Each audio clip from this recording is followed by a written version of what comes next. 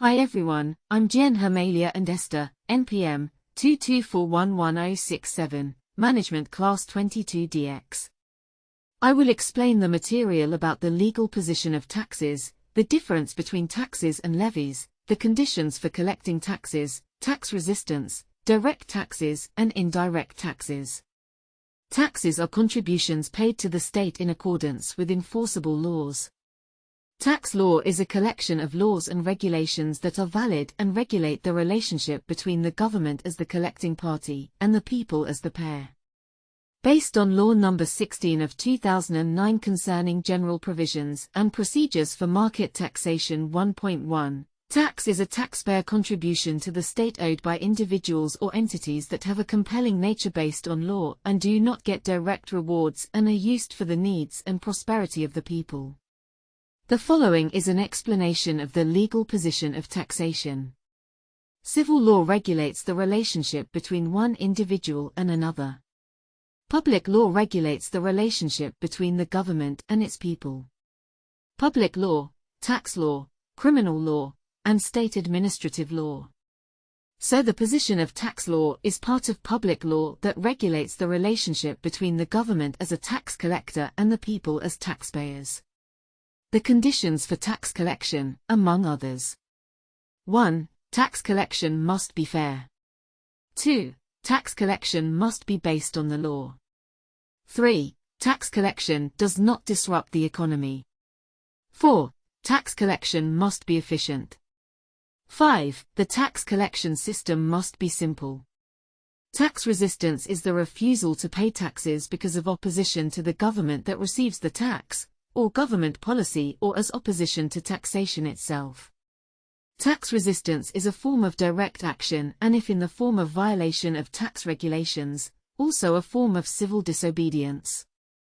Tax resistance consists of active resistance and passive resistance. 1. Passive resistance to tax, resistance whose initiative is not from the taxpayer himself but occurs because of the circumstances surrounding the taxpayer. These obstacles come from the economic structure, moral and intellectual development of the population. 2. Active resistance to taxes, resistance whose initiative comes from the taxpayer himself. This is an effort and action that is directly directed against the tax authorities and aims to avoid taxes or reduce tax obligations that should be paid. A direct tax is one that is imposed on a person who must bear it and pay it in accordance with the applicable provisions. Some characteristics of direct taxes are as follows. 1. The tax burden is borne by the taxpayer himself. 2. Taxpayers must pay off tax obligations without transferring them to other parties.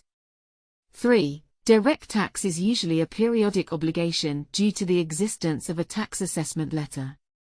Indirect tax is a tax imposed on a person who bears it, but another person or party pays it. Indirect taxes do not have a tax assessment letter, so the imposition is not done periodically but is related to the action of the event. Some characteristics of indirect taxes are as follows. 1. The tax can be represented by another person, where the taxpayer can be different from the person paying the tax. 2. Usually not paid regularly. 3. Based on activity because there is no tax assessment letter.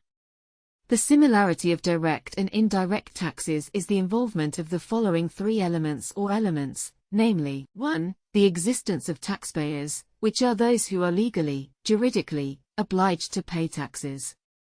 2. The existence of taxpayers, which are those who in an economic sense are obliged to pay taxes. 3. The existence of taxbearers, which are those who must bear the burden of taxes.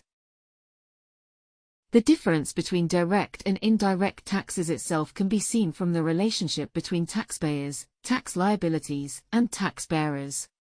If the three elements are found in the same person, then the tax can be called a direct tax.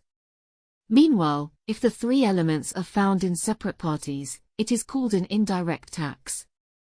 Thus the discussion of the legal position of taxes, the difference between taxes and levies, the requirements for tax collection, tax resistance, direct taxes and indirect taxes. Hopefully the explanation that I convey can add insight and understanding to my friends. That's all, and thank you.